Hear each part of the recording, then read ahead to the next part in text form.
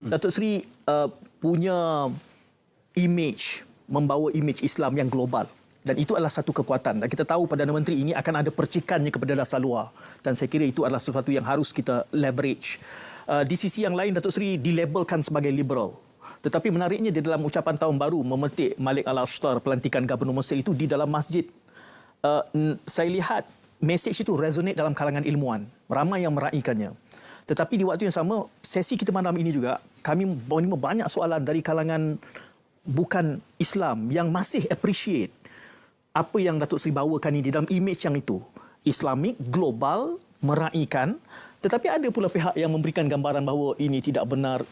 Ini satu cabaran untuk kita membina naratif ini kerana ada yang mudah dan lunak menerima pelabelan-pelabelan. Di samping di waktu yang sama kita harus rahmah dan membina penerimaan imej Islam yang lebih lunak dan mungkin bertepatan.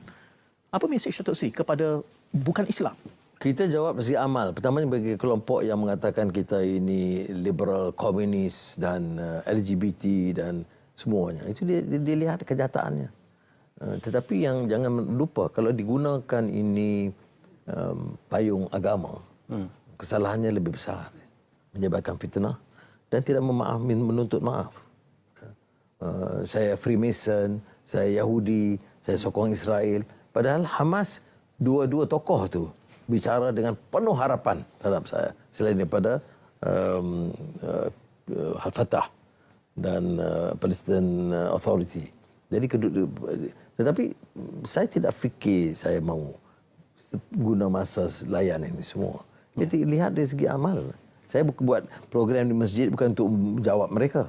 Saya lihat juga ini yang saya lakukan sepanjang saya di sebelum penjara, sepanjang saya di Segambut itu, tiap malam Jumaat, kemudian atau malam Ahad kita adakan majlis ilmu. Jadi kita akan teruskan. Nah, jadi ini saja menjawab tomahan itu ya. Kepada masyarakat bukan Islam ada juga yang tanya mengapa harus ada mesej tahun baru masih itu di masjid. Saya jawab dengar mesej itu dulu.